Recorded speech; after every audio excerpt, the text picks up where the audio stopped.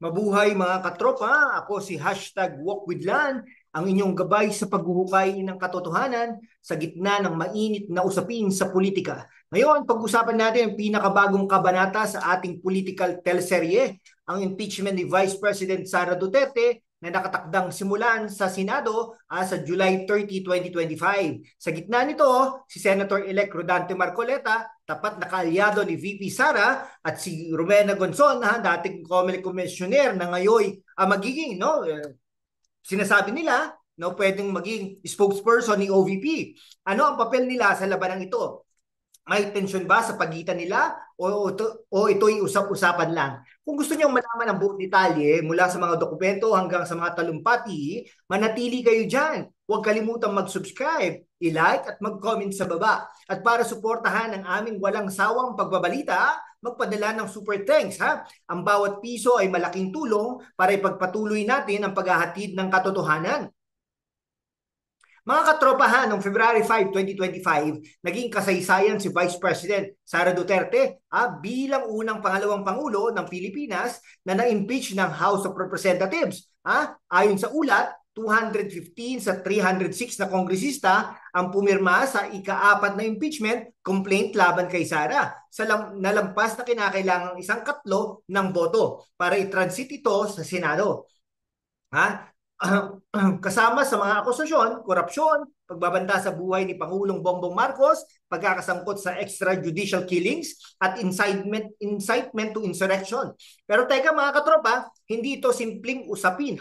Si Sara, bilang anak ni Pangulong Rodrigo Roa Duterte, ay may malakas na suporta lalo na sa Mindanao. Sa kabila ng 41 sa 60 kongresista mula sa Mindanao na bumoto pabor sa impeachment, tanging si John Tracy Cagas mula Davao del Sur ang sumuporta rito sa riyon ng mga Duterte. Anong ibig sabihin nito? Political na laban o may malalim na ugat? Isipin nyo si Sara na nahalal bilang pangalawang Pangulo noong 2022 kasama si Pangulong Marcos sa Uniteam Alliance ay naharap ngayon sa pagsubok ng kanyang buhay. Pero ang dating magkaalyado na magkaroon ng lamat, lalo na sa pagitan ni Sara at ni House Speaker Martin Romualdez, ang tanong, bakit si Sara ang target at paano konektado sina Marcoleta at Gonzon sa kwentong ito? Kung gusto ninyong malaman, ang sagot, i-hit ang subscribe button at i-like ang video. Mag-comment sa baba.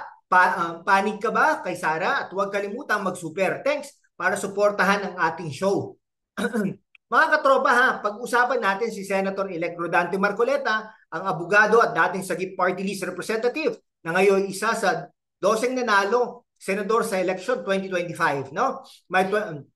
Sa partial tally ng COMELEC, nakuha ni Marcoleta ang ika-6 na pwesto na may 14,672,740 na boto. Isang malaking tagumpay para sa kampo ng mga Duterte. Bilang miyembro ng PDP laban, si Marcoleta ay kilala bilang matatag na kaalyado ni Sara at ng kanyang ama, si dating Pangulong Rodrigo Roa Duterte. Noong April 10, 2025, sa Ormoc City, Superdome, naglungsad si Marcoleta ng makapangyarihang talumpati. Sinabi niya na hindi makatarungan ng pagsisiyasat sa confidential funds ng OVP dahil mahigit ang 400 na ahensya ng gobyerno ang gumagamit din nito. Pero tanging ang OVP ni Sara ang pinupunteriya. Ayon kay Marcoleta, bakit ang OVP lang? Hindi ba't pamumulitika ito? Ang talumpating ito ay nagpapatunay ng kanyang tapang sa pagtatanggol kay Sara. Tulad ng sinabi ni VP Sara mismo, iisa lang ang Rodante Marcoleta sa Senado. Hindi natitinag, hindi natatakot. Mga katropa ang suporta ni Marcoleta kay Sara ay hindi lamang tungkol sa personal na katapatan. Bilang senador-elect, siya ay isa sa 24 na senador na uhusga sa impeachment trial ni Sara sa July 30, 2025. Kailangan ni Sara na hindi bababa sa 9 na boto para ma-acquit. At si Marcoleta, kasama sina Senators Bongo at Bato de la Rosa, ay kabilang sa mga siguradong boboto pabor sa kanya. Pero ang tanong, sapat ba ang bilang nila at paano na ang papel ni Rowena Gonzon, ang OVP spokesperson? Parang courtroom drama ito mga katropa. Si Marcoleta, ang abogado na handang-handa sa laban, parang Perry Mason sa Senado. Pero si Sara ba ang mananalo o magkakaroon ng plot twist? I-comment nyo ang inyong hula.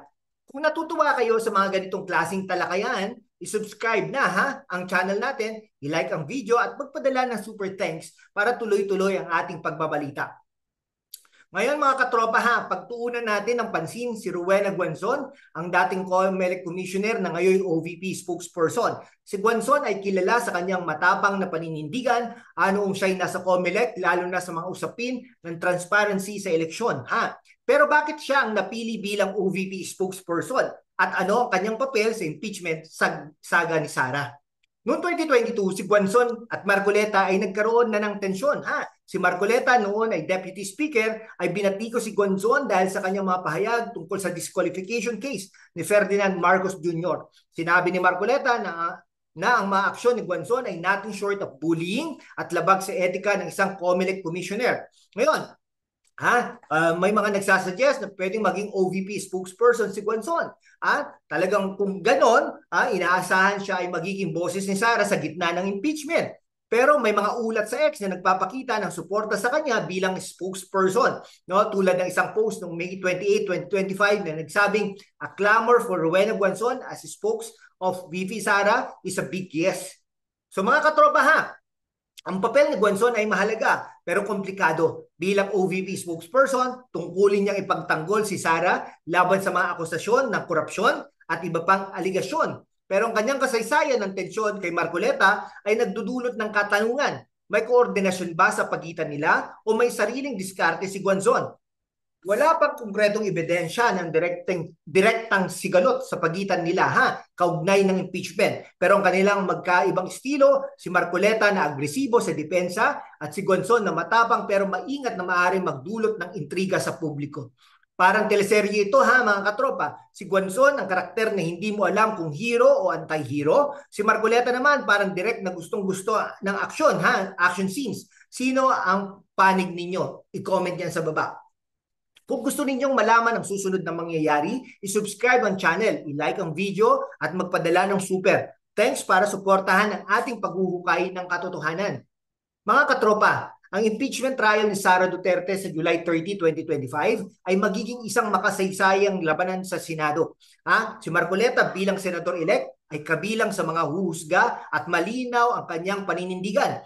Sa isang panayam noong May 17, 2025, sinabi niya na mali ang batayan, mali ang proseso ng impeachment at handa siyang ipaglaban si Sara. Kasama sina Senators Bongo at Bato de la Rosa, si Marcoleta ay bahagi ng Duterte, slate na sumusuporta kay Sara.